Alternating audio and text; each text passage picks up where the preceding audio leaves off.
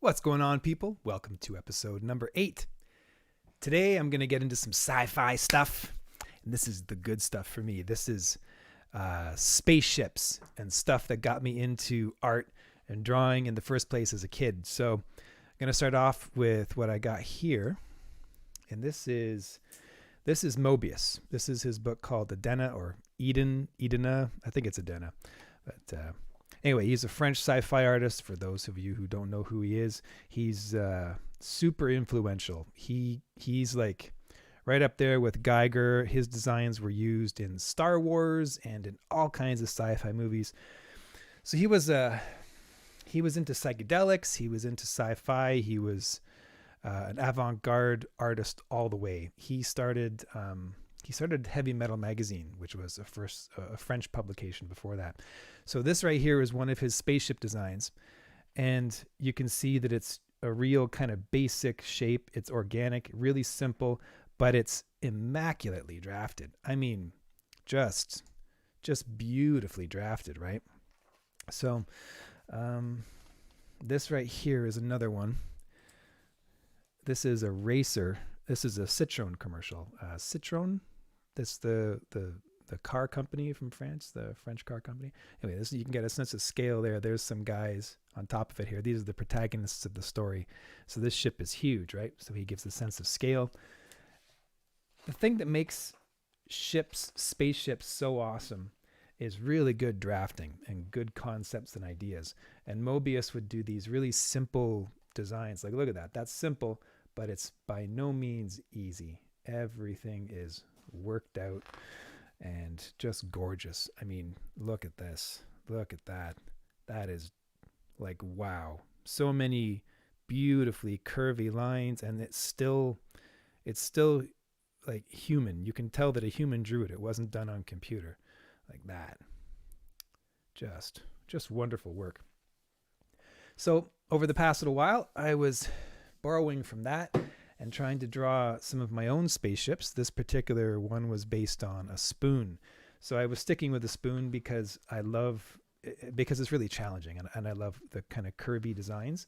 This is referencing Voyager. This one's referencing a cartoon from back when I was a kid called Star Blazers. And then this right here is, pardon the other crappy drawing, I was just sketching. But this right here took me several hours one morning trying to figure out how to do this drafting technique. That is from this book right here. And this is Scott Robertson's How to Draw, a book that I highly recommend. I picked it up and I've got no regrets. I've been going through it very slowly because I'm only doing this, part-time on the side as I work my day job. But this page right here is what this video was about today, as I draft up my own spaceship based off of Moebius and Scott Robertson. Yeah, let's get into it. So with this project that you see unfolding before you, I am taking on Photoshop and I'm taking on drafting, two things that are things that I'm not expert at. So much of this video here is just a streak of expletives. You can see that only part of the screen is showing, and I didn't know that as I was recording this. This was like 2 or 3 hours of just struggling with Photoshop, not realizing that the whole screen wasn't being recorded. But don't worry, that gets fixed up in short order. But this is me trying to figure out how to lay a floor plan for this spaceship, which is based off of a spoon. And a spoon, to me, is a really sci-fi looking thing.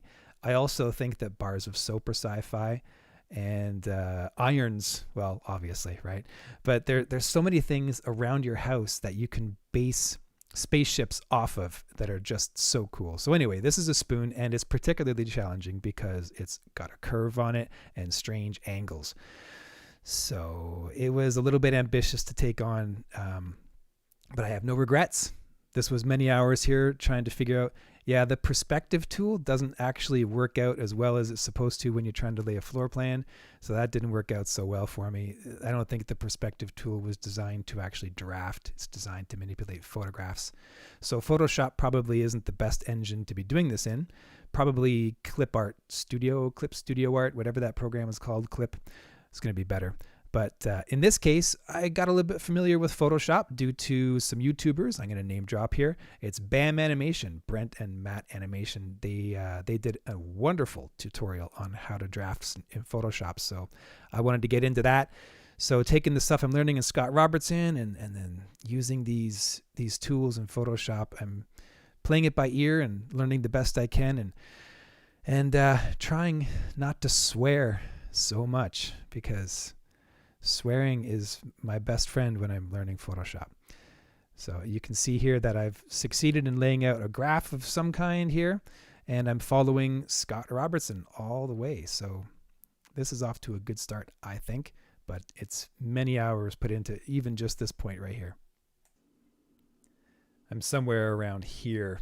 So a couple of hours of work just to get to stage number 2 of all of this. So yeah, but that's okay. I don't think it's wasted time.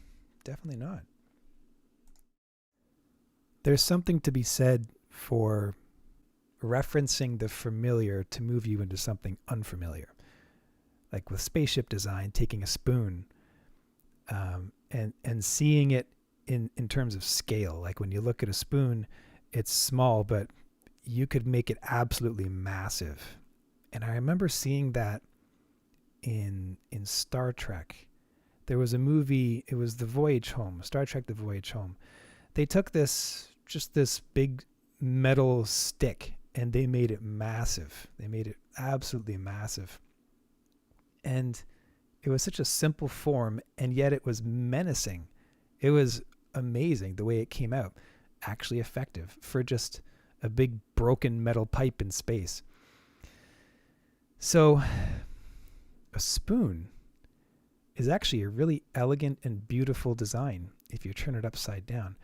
And in this case, it's definitely more than I can handle as a drafting challenge. Like when I haven't even drafted a curve at this point, a proper, curved top to do something at that angle. And that's what I'm laying out here is the lower lip of the spoon is turned upside down. It's probably easier just to eyeball it, but trying to put in the technical work to make sure that it makes sense with the drafting was the real challenge here. And it's a lot of fun. I don't know about you, but I like a good technical challenge. I like learning new skills, doing things that I haven't done before, and the more challenging, the better, really. With the view to become competent at this thing. They say that in Photoshop, it's about 400 hours of experience to become proficient, but I think I heard that many years ago when Photoshop was a lot simpler. I think it's a lot longer than that now, especially for, Photoshop is so multifaceted. Like it's not just for photos. I mean, this is a whole drawing engine now. But if it was just for photos, I think it'd be quite a bit easier. This designing here, you could probably do this in CAD or in SketchUp, or there's a whole bunch of other programs that I'm not familiar with. I tried to stick with the devil that I know here. So I'm not totally disappointed, and it's really starting to take shape. There's a real aesthetic to just drafting that I think is beautiful. It's like a sketch that's so much more technical than a sketch. Like it's human, but the lines are done in this case with vector art most of the time. I think that's it's got a real aesthetic to it. Now, I've often thought that the aesthetic of drafting would look really nice on a canvas with all the kinds of texture and painterly loose dripping and whatnot. It would be a nice kind of combination, something super technical and something super humanistic. But what I'm doing here is I'm taking the structure that I've drafted out, and now I'm going in with a pretty humanistic line. I'm letting some imperfections slip in there, and I'm shading it, and I'm really referencing Moebius kind of big time.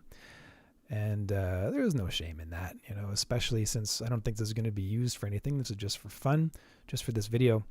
So what's going on there is I'm having some technical problems with my tablet or with Photoshop where it's interrupting my line. This whole project was fraught with technical problems because I just don't know what I'm doing, you know. It's just so taxing, but you know, it's starting to look pretty good. I'm not as happy with the aft portion of this design as I am with the front. I'm referencing now an oil rig like the Argo from Star Blazers. So it's an amalgamation of different things. So that's more or less how this drawing comes to an end. I was going to color it in, be a little bit more ambitious, but this was a tough project. This took a long time, so I'm just kind of I'm ready to move on. So there it is. If you got this far in the video, thank you so much for joining me. There will be more sci-fi coming up in the future, as well as other stuff, painting, horses, abstracts, but there's going to be a lot of sci-fi. So stay tuned. Thanks for joining me. See you soon. Bye now.